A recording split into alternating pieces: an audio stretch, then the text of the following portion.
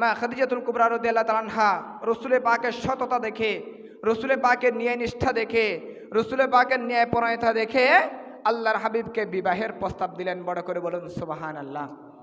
মা খাদিজাতুল কুবরা রাদিয়াল্লাহু তাআলা আনহা যখন আল্লাহর হাবিবকে বিবাহের প্রস্তাব দিলেন, আল্লাহর হাবিব বলেন, আমার ঘরের মধ্যে একজন অভিভাবক আছে, আমার চাচা খাজা আবু তালেব, যিনার পরামর্শে আমি ব্যবসা পরিচালনা করে থাকি, যিনি আমাকে সহযোগিতা করেন, ওনার অনুমতি ছাড়া আমি তো রাজি হতে পারবো না। তখন আল্লাহর হাবিব খাজা আবু তালেবকে বললেন যে অমুক আমাকে বিবাহের জন্য প্রস্তাব দিয়েছে, আমি কি রাজি হব? তখন খাজা আবু তালেব ওই বিবাহের মধ্যে সম্মতি জ্ঞাপন করলেন, সাথে সাথে আল্লাহর হাবিবও বিবাহের মধ্যে রাজি হয়ে গেলেন। বড় করে বলুন সুবহানাল্লাহ।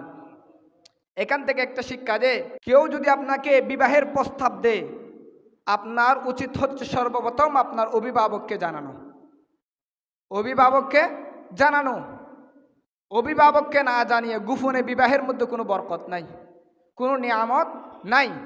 অভিভাবকের সম্মতির মাধ্যমে যে বিবাহ সম্পাদিত হয়, সম্পূর্ণ হয়, ওই বিবাহের মধ্যে রহমত, নিয়ামত, বরকত। বড় করে বলুন সুবহানাল্লাহ। যে বিবাহের মধ্যে গার্ডিয়ান রাজি না থাকে, অভিভাবককে না জানিয়ে করা হয়, সে বিবাহের মধ্যে কোনো বরকত থাকে না। আর যে বিবাহের মধ্যে অভিভাবককে জানানোর মাধ্যমে সম্পাদন করা হয়, সম্পূর্ণ করা হয়, ওই বিবাহের মধ্যে আল্লাহর নিয়ামত, রহমত, বরকত বর্ষণ হয়। বড় করে বলুন সুবহানাল্লাহ।